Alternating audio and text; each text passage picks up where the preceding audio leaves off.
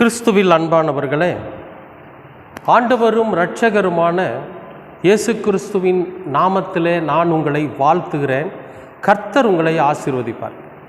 இன்றைய நாளுக்கான கர்த்தருடைய வார்த்தை ரோமர் 15ஆம் அதிகாரம் 6வது வசனம். பொறுமையையும் ஆறுதலையும் அளிக்கும் தேவன் கிறிஸ்து இயேசுவினுடைய மாதிரியின்படியே நீங்கள் ஏக சிந்தையுள்ளவர்களாயிருக்கும்படி உங்களுக்கு அனுக்கிரகம் செய்வாராக என்று பவுல் சொல்கிறார். இப்போ நமக்கு அவர் என்ன கொடுக்குறாருன்னா, பொறுமை, ஆறுதல், இந்த ரெண்டையும் கொடுக்குற தேவன். எதுக்கு பொறுமை, எதுக்கு ஆறுதல்?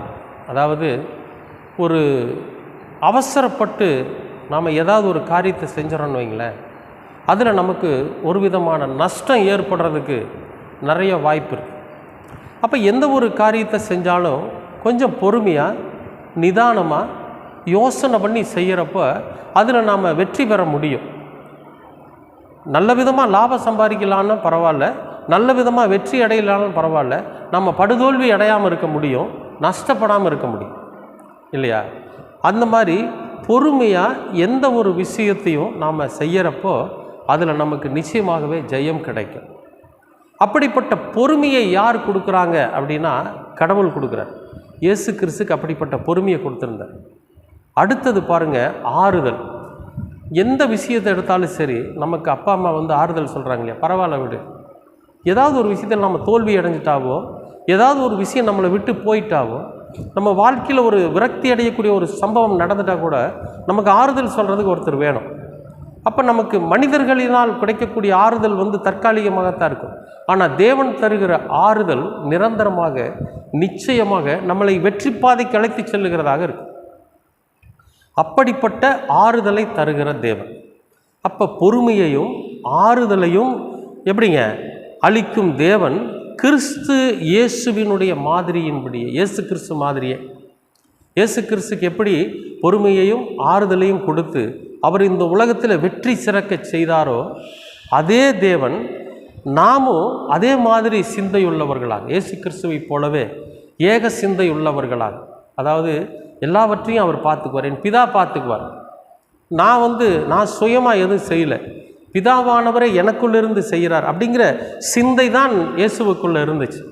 அதுக்கு காரணம் என்னென்னு கேட்டிங்கன்னா, பொறுமையும் ஆறுதலும் தான்.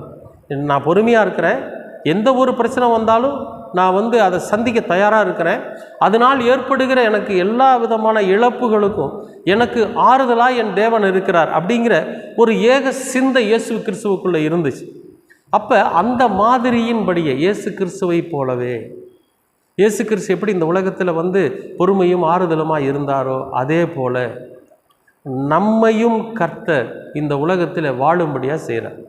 அதனால தான் இங்கே சொல்கிறாரு, அவர்கள் ஏக சிந்தையுள்ளவர்களாகும்படிக்கு உங்களுக்கு அனுக்கிரகம் செய்வாராங்க. அப்போ நாமும் இந்த உலகத்தில் பொறுமையாக இருக்கணும். எல்லா விஷயத்துக்கும் தடாலடியாக எடுத்து உடனடியாக முடிவெடுத்து அதை செஞ்சு முடிச்சுட்டு உடனே அதுக்காக வருத்தப்படக்கூடிய, அதுக்காக நஷ்டப்படக்கூடியவர்களாக நாம் இல்லாமல் பொறுமையாக நிதானமாக ஒரு 4 பேர்த்திட்ட ஆலோசனை கேட்டு, வயது முதிர்ந்தவர்கிட்ட ஆலோசனை கேட்டு, அனுபவம் மிக்கவர்கள்ட்ட ஆலோசனை கேட்டு அதை செஞ்சு அதனால் நாம் ஒரு பயனடையக்கூடியவர்களாக இருக்கணும். அப்படிப்பட்ட பொறுமை நமக்குள்ளே கொடுக்கிறவர் கர்த்தர். ஏதாவது இழப்பு ஏற்பட்டால் கூட நமக்கு ஆறுதல் சொல்லுகிற கர்த்தர். பரவாயில்ல விடு, பார்த்துக்கலாம், நான் உனக்கு இருக்கிறேன், ஒரு அப்பா சொல்கிற மாதிரி, அந்த மாதிரி ஆறுதலை கொடுக்கிற கர்த்தர். இயேசு கிறிஸ்துவுக்கு கொடுத்த மாதிரி உங்களுக்கும் எனக்கும் கொடுக்க அவர் காத்திருக்கிறார். அப்போ நாம் என்ன பண்ணணும், இயேசு கிறிஸ்துவை மாதிரியாக எடுத்துக்கொண்டு, முன்மாதிரியாக அவரை ஏற்றுக்கொண்டு அவரை போலவே நம்ம வாழ்கிற போது நிச்சயமாகவே பிதாவாகிய தேவன் நம்மையும் இயேசு கிறிஸ்துவை போலவே இந்த உலகத்தில் நம் வாழும்படியாக செய்து நம்மை உயிரோடு எழுப்பி பரலோகத்தில் அவருடைய சன்னிதானத்தில் நாமும் இயேசு கிறிஸ்துவை போல வீற்றிருக்கும்படியாக நிச்சயமாக கடவுள் செய்வார். அன்பானவர்களே, உங்களுக்கும் எனக்கும் அப்படி ஒரு வாய்ப்புண்டு. பொறுமை, ஆறுதல் இரண்டையும் ஏற்றுக்கொள்ளுது. இவை இரண்டும் கர்த்தர் கொடுப்பது, அது நமக்காகவே, உங்களுக்காகவே, எனக்காகவே கர்த்தர் வைத்திருக்கிறார். நாமும் இயேசு கிறிஸ்துவை முன்மாதிரியாக கொண்டு ஏக சிந்தையுள்ளவர்களாக நம்ம வாழ கர்த்தர் உங்களுக்கு கிருபை பாராட்டுவார். அன்பின் பரலோக தெய்வமே உமக்கு ஸ்தோத்திரம். அருமையான நல்ல இந்த நாளுக்காக நன்றி. இந்த நாளை ஆசீர்வதித்து கொடுத்திருக்கிறீர், அதற்காகவும் நன்றி.